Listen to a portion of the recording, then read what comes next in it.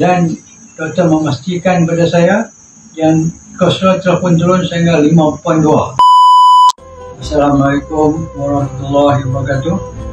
Saya Zainuddin bin Mugat dari Kangar Perlis. Untuk makluman tuan-tuan dan puan-puan, saya mengalami kolesterol tinggi selama lebih kurang 20 tahun. Setelah saya mengamalkan ubat daripada hospital, tidak juga turun-turun.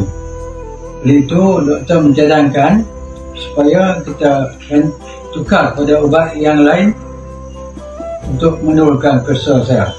Tetapi setelah diambil darah untuk memastikan sama ada turun ataupun tidak, kolesterol tidak juga turun. Satu hari saya telah melihat lecture Dr. Darus dalam Facebook, dalam YouTube.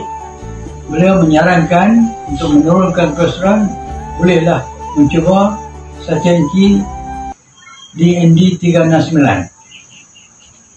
Dengan tidak membuang masa, saya pun terus mencuba Sachenkey 369 selama lebih kurang 6 bulan.